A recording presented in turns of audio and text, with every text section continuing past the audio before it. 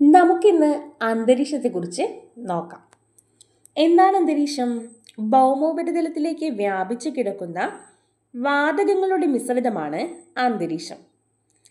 അന്തരീക്ഷത്തിലെ പ്രധാന വാതകങ്ങൾ ഏതൊക്കെയെന്നും അവയുടെ ആനുപാതിക അളവ് എത്രയൊന്നും ഒന്ന് നോക്കി വെക്കാം. ഇത് PSCക്ക് മിക്കപ്പോഴും ചോദിക്കുന്ന ക്വസ്റ്റ്യൻ ആണ്. അന്തരീക്ഷത്തിൽ ഏറ്റവും കൂടുതൽ കാണപ്പെടുന്ന വാതകം നൈട്രജൻ ആണ്. 78.08% നൈട്രജൻ ഉള്ളത്. അന്തരീക്ഷത്തിൽ ഏറ്റവും കൂടുതൽ കാണപ്പെടുന്ന രണ്ടാമത്തെ വാതകം ഓക്സിജൻ ആണ്. 20.95% ഓക്സിജൻ ഉള്ളത്. അന്തരീക്ഷത്തിൽ മൂന്നാമതായി കാണപ്പെടുന്ന വാതകം ആർഗൺ ആണ്. 0.93% ആർഗൺ ഉള്ളത്. നാലാമതായി കാണപ്പെടുന്ന വാതകം കാർബൺ ഡൈ ഓക്സൈഡ് ആണ്. 0.037% കാർബൺ ഡൈ ഓക്സൈഡ് ഉള്ളത്. അന്തരീക്ഷത്തിൽ അടങ്ങിയിരിക്കുന്ന വാതകങ്ങളുടെ ഘടനയെ അടിസ്ഥാനമാക്കി അന്തരീക്ഷത്തെ രണ്ടായി തിരിക്കാം. ഹോമോസ്ഫിയർ എന്നും ഹെറ്ററോസ്ഫിയർ എന്നും. എന്താണ് ഹോമോസ്ഫിയർ? ഭൗമോപരിതലത്തിൽ നിന്നും ഏകദേശം 90 കിലോമീറ്റർ ഉയരം വരെ വാതക സംരചന ഏറെക്കുറെ ഒരുപോലെയാണ്. അതായത് nitrogen, oxygen, argon, carbon dioxide ഇവയുടെ അളവുകൾ. അപ്പോൾ ഈ അന്തരീക്ഷ ഭാഗത്തെയാണ് ഹോമോസ്ഫിയർ എന്ന് വിളിക്കുന്നത്. ഇനി ഹെറ്ററോസ്ഫിയർ എന്താണ്? 90 കിലോമീറ്ററിന് മുകളിലായി സ്ഥിതി ചെയ്യുന്ന അന്തരീക്ഷ ഭാഗത്തെയാണ് ഹെറ്ററോസ്ഫിയർ എന്ന് പറയുന്നത്. ഇവിടെ വാതക സംരചന ഒരുപോലെ ആയിരിക്കില്ല. ഇനി എന്താണ് കാർബൺ രേഖ എന്നും കൂടി ഒന്ന് നോക്കി വെക്കാം. ഭൂമിയുടെ അന്തരീക്ഷത്തിനും ബഹിരാകാശത്തിനും ഇടയിലുള്ള അതിർത്തിയാണ് കാർബൺ രേഖ. സമുദ്രനിരപ്പിൽ നിന്നും ഏകദേശം 100 കിലോമീറ്റർ ഉയരത്തിലാണ് കാർബൺ രേഖ സ്ഥിതി ചെയ്യുന്നത്. ഭൂമിയുടെ ഉപരിതലത്തിൽ നിന്നും മുകളിലേക്ക് പോകുന്തോറും അന്തരീക്ഷ ഊഷ്മാവിലുണ്ടാകുന്ന വ്യതിയാനത്തിൻ്റെ അടിസ്ഥാനത്തിൽ അന്തരീക്ഷത്തെ 5 വ്യത്യസ്ത പാളികളായി തിരിക്കാം. ഇവ ഏതൊക്കെയാ? Troposphere, stratosphere, mesosphere, thermosphere, exosphere ഇവയാണ്.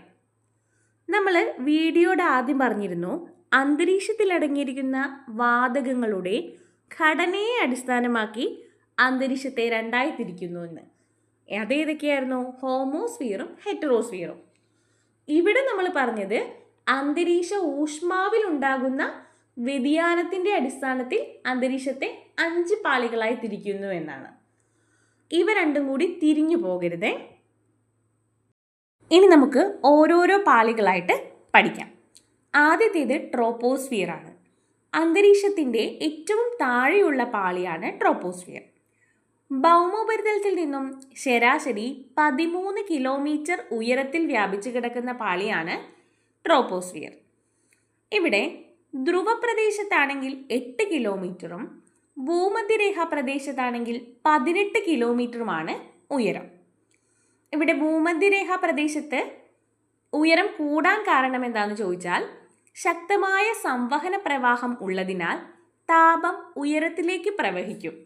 അപ്പം ഇതുകൊണ്ടാണ് ഭൂമധ്യരേഖാ പ്രദേശത്ത് ട്രോപ്പോസ്ഫിയറിൻ്റെ വ്യാപ്തി കൂടുതലായിട്ട് കാണപ്പെടുന്നത്. പൊടിപടലങ്ങളും ജലബാഷ്പവും ഏറ്റവും കൂടുതൽ അടങ്ങിയിരിക്കുന്ന അന്തരീക്ഷ മണ്ഡലം ട്രോപ്പോസ്ഫിയർ ആണ്.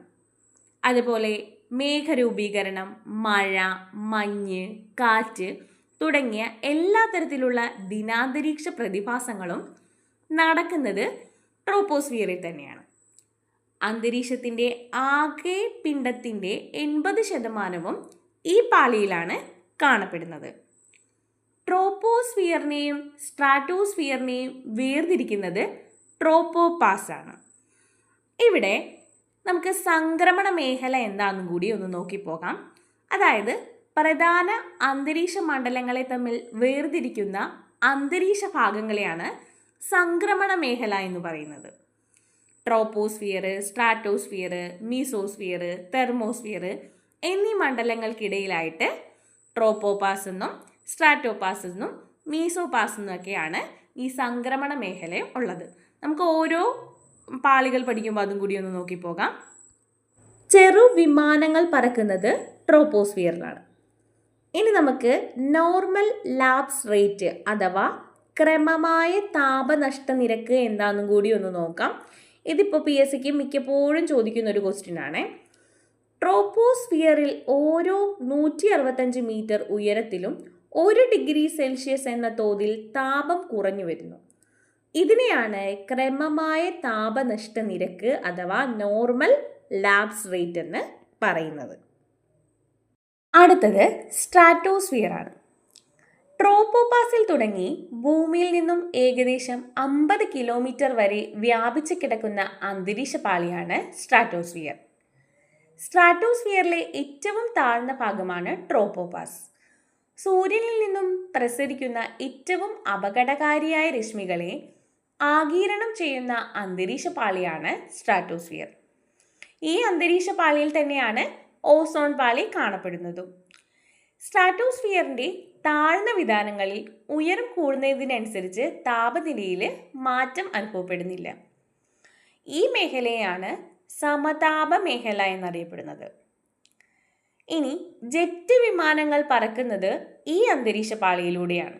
കാരണം തെളിഞ്ഞ അന്തരീക്ഷ സ്ഥിതിയും വായു അറയുടെ അസാന്നിധ്യവും കൊണ്ടാണ് ഈ ജെറ്റ് വിമാനങ്ങൾക്ക് സുഗമമായി സഞ്ചരിക്കാൻ സാധ്യമാകുന്നത്. അതുപോലെ വെതർ ബലൂണുകൾ ഉപയോഗിക്കുന്ന അന്തരീക്ഷ പാളിയും സ്ട്രാറ്റോസ്ഫിയർ തന്നെയാണ്. ഉയരം കൂടുന്തോറും ഈ പാളിയിലെ താപനില കൂടിയാണ് വരുന്നത്. സ്ട്രാറ്റോസ്ഫിയറിന് മുകളിലുള്ള സംക്രമണ മേഖലയാണ് സ്ട്രാറ്റോസ്പാസ്. നമ്മൾ പറഞ്ഞായിരുന്നു എന്താണ് സംക്രമണ മേഖല എന്നത്. അടുത്തത് മീസോസ്ഫിയർ ആണ്. ഭൂമിയിൽ നിന്നും 50 മുതൽ 80 കിലോമീറ്റർ ഉയരം വരെ വ്യാപിച്ചു കിടക്കുന്ന അന്തരീക്ഷ പാളിയാണ് മീസോസ്ഫിയർ.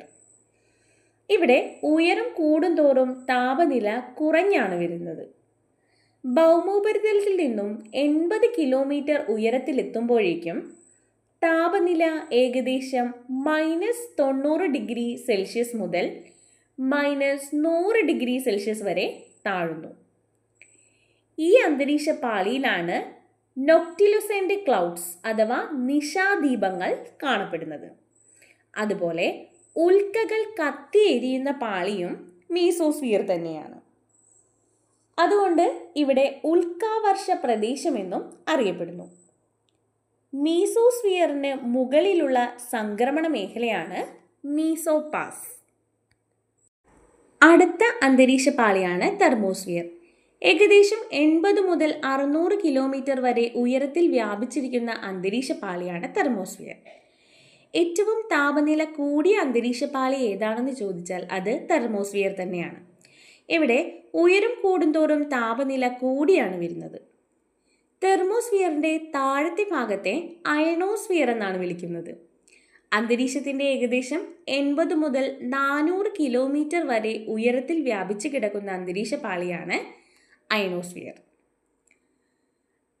റേഡിയോ പരിപാടികളുടെ ദീർഘദൂര പ്രക്ഷേപണം സാധ്യമാക്കുന്നത് തെർമോസ്ഫിയറിലൂടെയാണ്.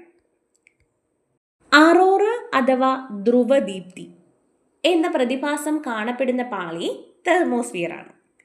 ഈ ധ്രുവദീപ്തി എന്ന് പറഞ്ഞാൽ സൂര്യനിൽ നിന്നുള്ള ചാർജ് ചെയ്യപ്പെട്ട കണികകൾ ഭൂമിയുടെ കാന്തിക ക്ഷേത്രവുമായി ഇടപഴകുമ്പോൾ ഓക്സിജൻ, നൈട്രജൻ തുടങ്ങിയ വാതകങ്ങളുമായിട്ട് കൂട്ടിയിടിക്കും. അങ്ങനെ കൂട്ടിയിടിക്കുമ്പോഴാണ് ഈ മനോഹരമായ പ്രകാശ പ്രതിഭാസം ഉണ്ടാകുന്നത്. അതുപോലെ അന്താരാഷ്ട്ര ബഹിരാകാശ നിലയം തെർമോസ്ഫിയറിലാണ് സ്ഥിതി ചെയ്യുന്നത്. അന്തരീക്ഷത്തിലെ ഏറ്റവും മുകളിലത്തെ പാളിയാണ് എക്സോസ്ഫിയർ. ഈ പാളിയിലെ വായു തന്മാത്രകളുടെ സാന്നിധ്യം ക്രമേണ കുറഞ്ഞു വരികയും ബഹിരാകാശത്തേക്ക് ലയിക്കുകയും ചെയ്യുന്നു. 600 കിലോമീറ്ററിന് മുകളിൽ സ്ഥിതി ചെയ്യുന്ന ഈ പാളി ബഹിരാകാശത്തോട് ചേർന്ന് കിടക്കുന്നു. പ്രധാന ഉപഗ്രഹങ്ങൾ ഭൂമിയെ വലം വയ്ക്കുന്നത് ഈ പാളിയിലൂടെയാണ്.